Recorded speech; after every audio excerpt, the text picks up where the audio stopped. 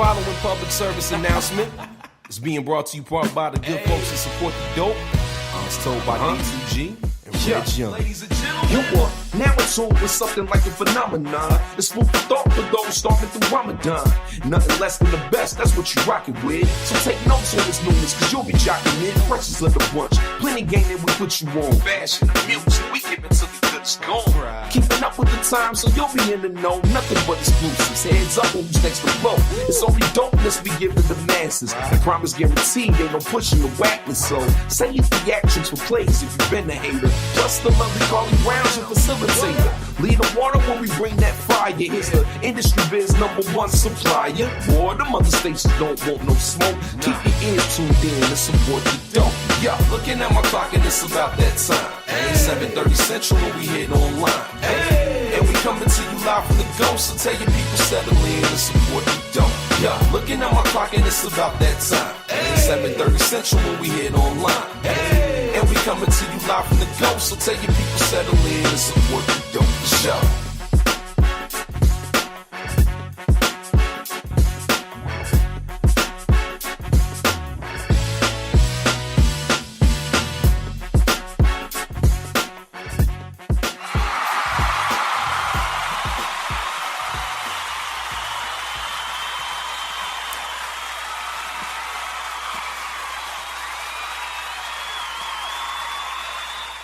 You are now tuned in to Support the Dope Radio, which was designed to give a platform to the best, most talented, and dopest artists in the city of Chicago and equip them with the power to tell their own story in their own words. Today is Tuesday, March 6, 2018, and this is Season 4, Episode 1, which means this is the season premiere.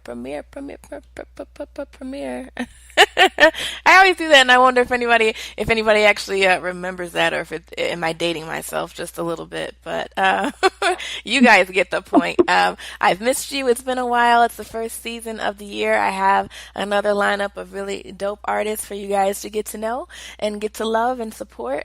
And we're starting it off today with someone you probably know from NBC's The Voice. She was on season 11. And just to familiarize yourself with the guest, let's just read her quick little bio for you guys. Soraya is a soulful, multifaceted vocalist. She is most known for her heartfelt performances as a contender in season 11 of NBC's The Voice. This is The Voice. Okay, I'm not on The Voice, but her star-studded performances of Etta James, I'd Rather Go Blind, and also Joe Bonamassa and Beth Hart's I'll Take Care of You has been said to be two of the most highlighted moments of the season, and also hit #1 on the iTunes Blues charts, I'd Rather Go Blind. As Alicia Keys, who served as her coach and mentor throughout the season, referred to Soraya as a ray of light. The Chicago native fell in love with music as a young child, started her journey as a singer in her church. She performed her first song at the tender age of 5. Her love of music grew as she got older, and Soraya received the Illinois Music Educators Association Award of Excellence multiple times. She also received superior rankings in vocal competitions over the Chicagoland area. She studied and acquired a degree in performing arts with an emphasis on musical theater and vocal performance. Her goal is to penetrate the hearts of her listeners and ignite hope and light, because in her words, in a world filled with darkness, we must be the light we want to see. I heard that. So you guys, please give a warm welcome to my guest tonight, Soraya. There you go. Hey. How you feeling? I'm feeling really well, and I'm happy to be here. So glad that you invited me onto the show. Such a pleasure. Yeah, absolutely. I'm glad to have you. You've been on my radar for a minute. And, I tell people all the time, I'm like, there are just so many dope artists in Chicago. I can't fit everybody on the show all at one time. I gotta kind of spread you guys out and, sprinkle a little love here, sprinkle a little love there.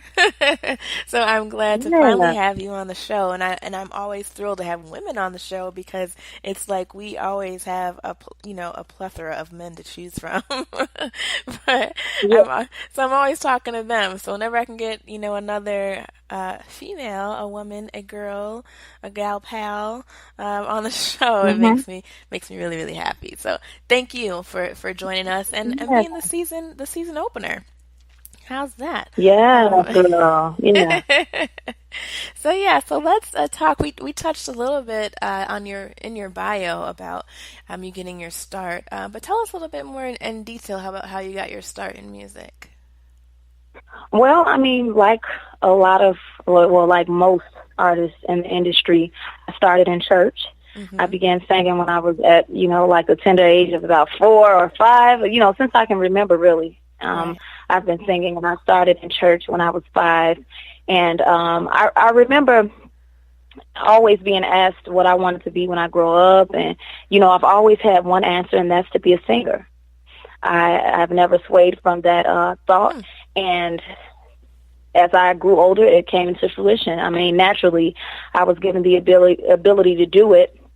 So each time that I did it, and as the years went on, I got better at what I was doing, and it was becoming more and more noticeable to people around me. So I think that my path naturally set me up for to do what it is that I'm doing right now. So I'm very excited to be able to share my story with anybody, because I know there are so many people out there who have a dream, and sometimes your dream can seem so far-fetched, but I truly am a testament of when you believe in something strong enough, it's possible to happen and to come into fruition. So, I started there in church, and as I continued to go, I continued to grow, and other opportunities and doors opened to me, and I walked in, and that's kind of, in a nutshell. Yeah. That was the start.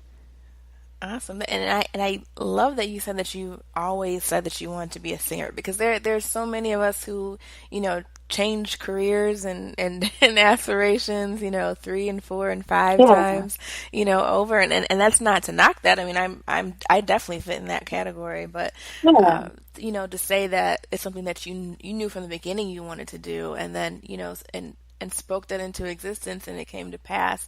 That's really amazing, and it kind of reminds us all that the power of life and death is in our tongue, right? And that we can speak those things into existence, and speak those things that we want to happen and see for ourselves. And did you ever receive any pushback from anybody in your family, or any other adults in your life as a child that kind of made you say, well, they tried to make you believe as though you couldn't do it, or that you shouldn't do it? Well, no, I can honestly say that because I was always bold.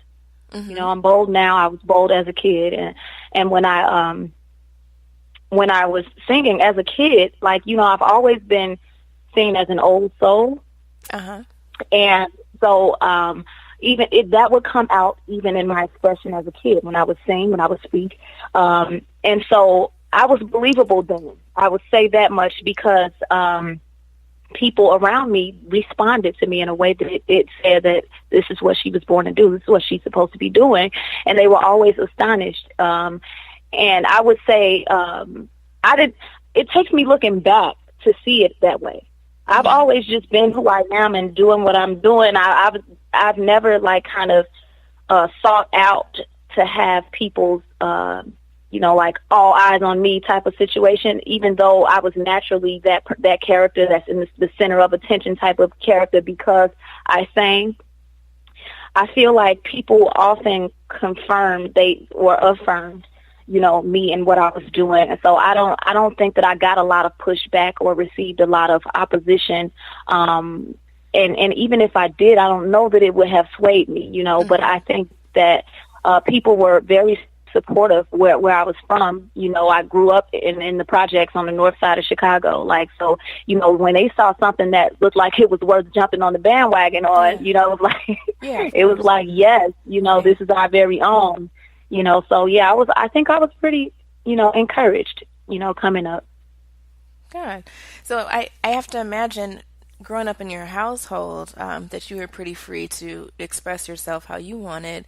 Did you receive any influences musically in your home? I know you were singing in church, but what was home life like for you? Yeah, church was home life. It was almost like mm-hmm. My family, I grew up with a family who was always involved in church. Mm-hmm. And so that's actually how I got so involved.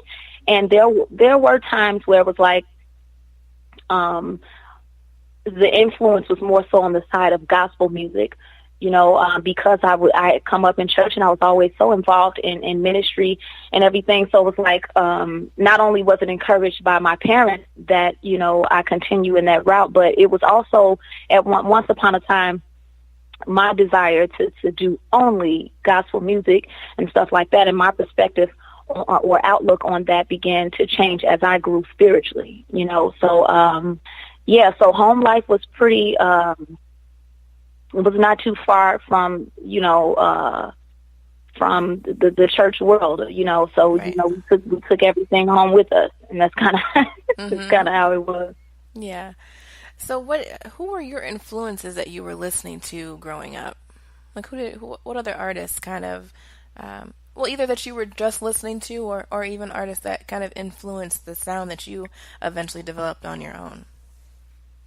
I believe that when I was younger, the first artist that I really gravitated toward was Brandy, believe it or not. Like, I feel like she was the very first artist that I wanted to be just like her. Like, it was like she was also an actress at the time. She was playing on the show Moesha. Yeah. And she was, of course, all of the singing and everything was intermingled with the show. And it was like, I saw her and I'm like, oh my God, that's me. I want to be that right there. And so she was the very first artist that I really gravitated toward. And then, there was Aaliyah.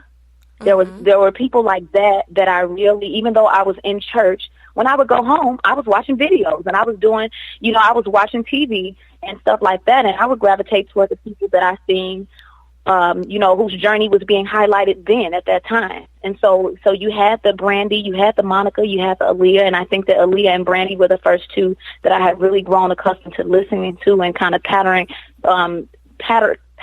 myself after. And so, in the gospel arena, it would probably be Yolanda Adams. Okay. She was probably one that I really, that I knew a lot of her songs and, stuff like that. It's just naturally with me hearing certain things that would be played in the house and stuff like that. I don't know, that she was one artist that I really, I guess, looked up to because I sang some of her songs, as a kid. Kirk Franklin and all them, Right. So right there, that's just, two of the most revered artists in their genres, right? We have Brandy, who is considered to be like the vocal Bible, right? And we have Yolanda Adams, who of course is like a powerhouse in her own right. Like, she just opens her mouth and greatness comes out every single time. Yeah. Not to mention the ministry that comes along, with it makes her even more powerful. So that says to me that you are, not afraid of the comparisons that come with that. Like, did you ever feel like, those being two of the artists that you looked up to, did you ever feel like it was an uphill climb trying to learn what they did or mimic what they did? Or was it something that you just never even thought about? They're just someone who inspired you and, they just influenced what you were doing?